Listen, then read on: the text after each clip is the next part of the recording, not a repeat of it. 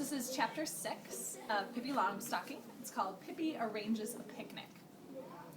"We don't have school today because we're having scrubbing vacation," said Tommy to Pippi. "Scrubbing vacation? Well, I like that," said Pippi. "Another injustice. Do I get any scrubbing vacation?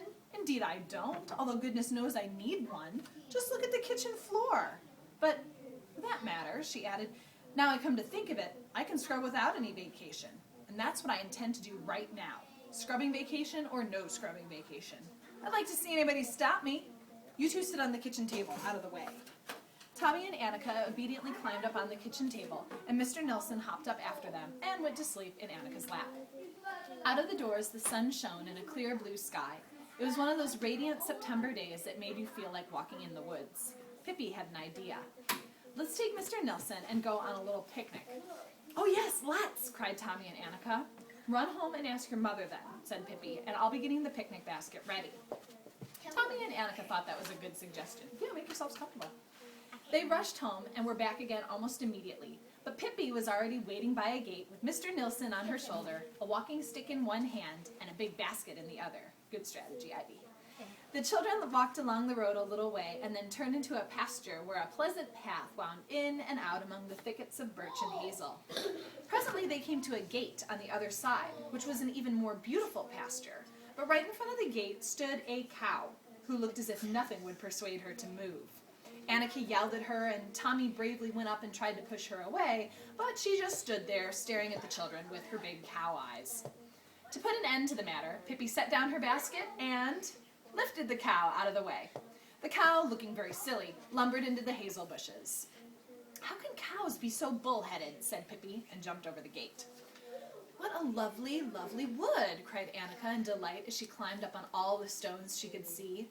Tommy had brought along a little dagger Pippi had given him, and with it he cut walking sticks for Annika and for himself.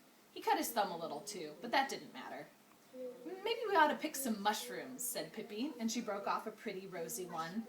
"I wonder if it's possible to eat it," she continued. "At any rate, it isn't possible to drink it, that much I know, so there's no choice except to eat it. Maybe it is possible." She took a big bite and swallowed it. "It was possible," she announced, delighted. "Yes, sirree, we will certainly stew the rest of this sometime," she said, and threw it high over the tree's tops. "What have you got in your basket?" asked Annika. "Is it something good?" "I wouldn't tell you for $1,000, said Pippi. "First, we must find a good picnic spot." So are they actually going to be able to use the rest of that mushroom? No, because she tossed it over the trees. The children eagerly began to look for such a place. Annika found a large flat stone that she thought was satisfactory, but it was covered with red ants. "I don't want to sit with them," said Pippi, "because I'm not acquainted with them." "And besides, they bite," said Tommy. "Do they?" said Pippi. "Well, bite back then." Then Tommy found a little clearing among the hazel bushes, and he thought that would be a good place. "Oh no, that's not sunny enough for my freckles," said Pippi, "and I do think freckles are so attractive." Farther on they came to a hill that was easy to climb. On one side of the hill was a nice sunny rock, just like a little balcony, and there they sat down. "Now, close your eyes while I set the table," said Pippi. Tommy and Annika squeezed their eyes shut as tightly as possible. They heard Pippi opening the basket and rattling paper. 1, 2, 19, now you may look, said Pippi at last. They looked, and they squealed with delight when they saw all the good things Pippi had spread on the bare rock. There were good sandwiches with meatballs and ham, a whole pile of sugared pancakes, several little brown sausages, and 3 pineapple puddings. For, you see, Pippi had learned cooking from the cook on her father's ship. "Aren't scrubbing vacations grand?" said Tommy with his mouth full of pancakes. "We ought to have them every day." "No, indeed, I'm not that anxious to scrub," said Pippi. "It's fun, to be sure, but not every day. That would be too tiresome." At last the children were so full they could hardly move, and they just sat still in the sunshine and just enjoyed it. "I wonder if it's hard to fly," said Pippi, and looked dreamily over the edge of the rock. The rock sloped down very steeply below them, and it was a long way to the ground. "Down, at least one ought to be able to learn how to fly," she continued. "It must be harder to fly up, but you could begin with the easiest way. I do think I'll try." So she's going to try flying up or down? Down. Up. Which one did she say would be easier? Down. Flying down or up? Down. "No, Pippi," cried both Tommy and Annika. Oh dear, Pippi, don't do that. But Pippi was already standing at the edge. Fly, you foolish fly, fly, and the foolish fly flew, she said. And just as she said flew, she lifted her arms and took off into the air. In half a second, there was a thud. It was Pippi hitting the ground. Tommy and Annika laid on their stomachs and looked down at her, terrified. Pippi got up and brushed off her knees. I forgot to flap, she said joyfully, and I guess I had too many pancakes sitting in my stomach. At that moment, the children noticed that Mr. Nilsson had disappeared. He had evidently gone off on a little expedition of his own. They remembered that they had last seen him contentedly chewing the picnic basket to pieces, but during Pippi's flying experiment they had forgotten him, and now he was gone. Pippi was so angry that she threw her shoe into a big, deep pool of water. "You should never take monkeys with you anywhere," she said. He should have been left at home to pick fleas off of the horse. That would have served him right," she continued, wading out into the pool to get her shoe. The water reached up to her waist. "Well, might as well take advantage of this and wash my hair," said Pippi, and ducked her head under the water and kept it there so long that the water began to bubble around her. "There now, I've saved a visit to the hairdresser," she said contentedly when at last she came up for air. She stepped out of the pool and put on her shoe. Then they went off to hunt for Mr. Nilsson. "Hear how it squishes when I walk?" laughed Pippi. "It says, 'Clasp, clasp' in my dress and 'squish, squish' in my shoes. Isn't that jolly? I think you ought to try it too," she said to Annika, who was walking along beside her with her lovely flaxen hair, pink dress, and little white kid shoes. "Some other time," said the sensible Annika. They walked on. "Mr. Nilsson can certainly be exasperating," said Pippi. "He's always doing things like this. Once, in Arabia, he ran away from me and took a position as a maidservant to an elderly widow." That last part was a lie, of course, she added after a pause. Tommy suggested they all three go in different directions and hunt. Now, at first Annika didn't want to, because she was a little afraid, but Tommy said, "You aren't a fraidy cat, are you?"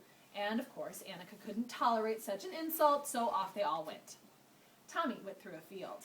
Mr. Nilsson he did not find, but he did find something else. A bull. Or to be more exact, the bull found Tommy.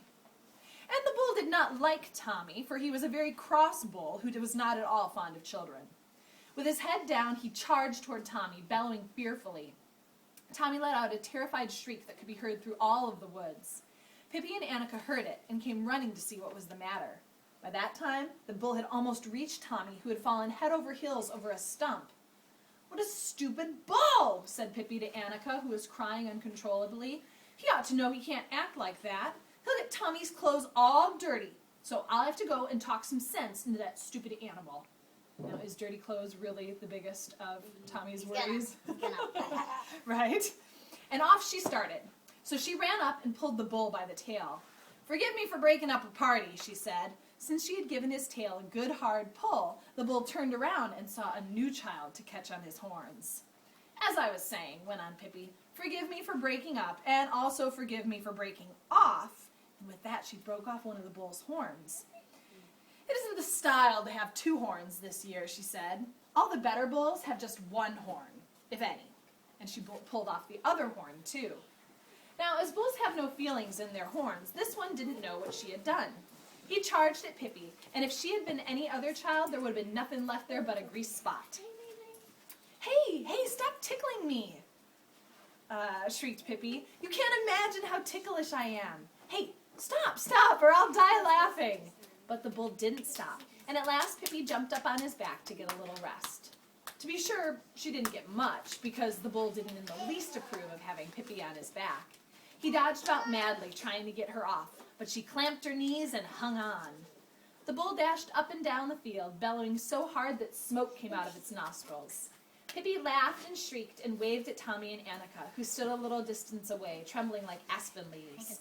The bull whirled around and around, trying to throw Pippi off. "Look at me dancing with my little friend," cried Pippi, and she kept her seat.